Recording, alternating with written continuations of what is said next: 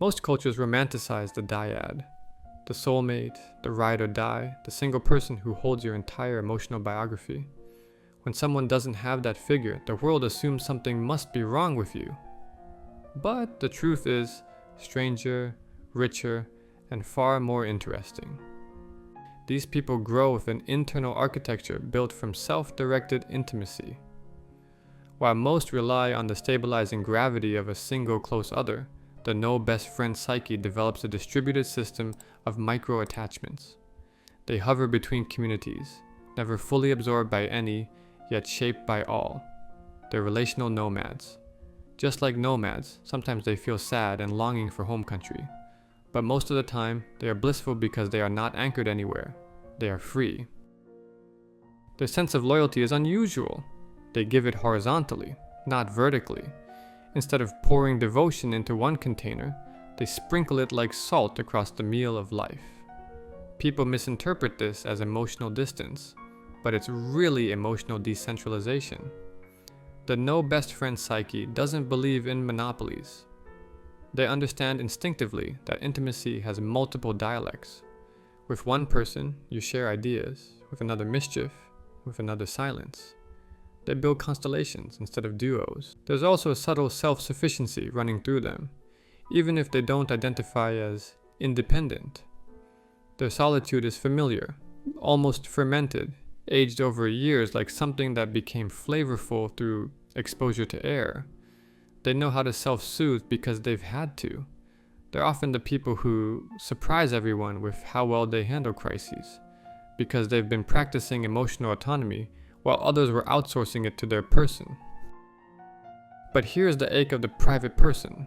They feel peripheral in people's lives. They feel like the friend, but never the chosen friend. They assume others have a backstage area they're never invited into. They fear being replaceable because their value spreads out so widely it never concentrates into one unmistakable bond. And yet, they're often unforgettable. They're the ones who shape others in subtle ways. Tiny shifts in perspective, humor that slips into your habits, emotional insights you remember years later. They leave fingerprints without claiming territory. They don't have a best friend, but they function as the emotional spice in many people's stories. Their psychology is a hidden ecosystem, the kind people rarely notice until they walk into it and realize how alive it is. Not having a best friend gives a person a particular relationship with time. Every connection feels like a season and not a settlement. They learn to sense the atmospheric shifts in people's attention the way sailors read currents. They detect warmth, drift, withdrawal, and micro-abandonments with unnervingly precise intuition. This sensitivity is so well calibrated. Their emotional instruments become fine-tuned because no single relationship acts as a buffer. This creates a curious form of affection, slow burning, observant, cautious with its landing.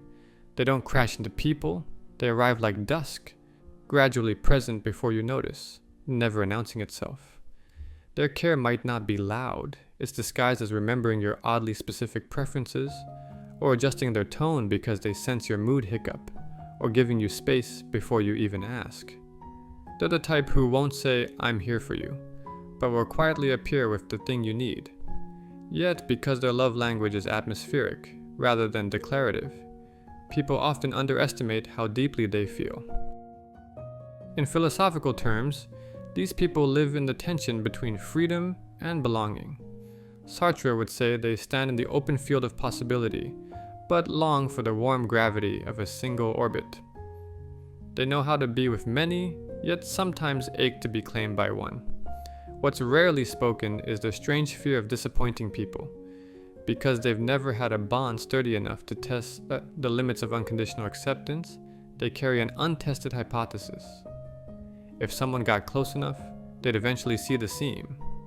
They stay charming, helpful, interesting, but they rarely show the primitive, unsmooth layers of themselves. Another overlooked trait, their imagination becomes part of their social ecosystem. They build internal dialogues with people they admire. They rehearse futures where a friendship could deepen. They create landscapes of possibility that rarely materialize externally. This doesn't make them delusional. It makes them psychologically amphibious, half living in the relational world, half in the symbolic realm where all unmet intimacy is stored and sorted. A central fear often sits right under their ribs, the fear of becoming a burden. Because they rarely experience unwavering, long-term closeness, they create an internal rule that their value comes from composure, competence, or emotional control. They prefer to handle crises alone. They don't run to anyone first. They run inward. This habit forms early, sometimes because adults were inconsistent, or friendships shifted easily, or emotional intensity felt unsafe. Either way, they grow into adults who assume that asking too much endangers connection, so they keep their heart light and portable. There is another fear, the fear of being forgettable.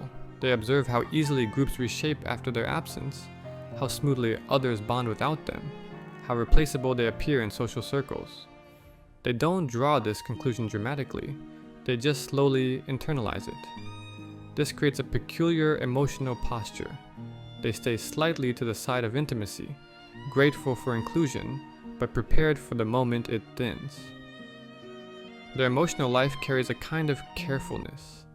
People with best friends assume continuity. People without best friends assume flux and adapt to it. They become experts in reading people, but amateurs in revealing themselves. What it feels like to be them depends on the day.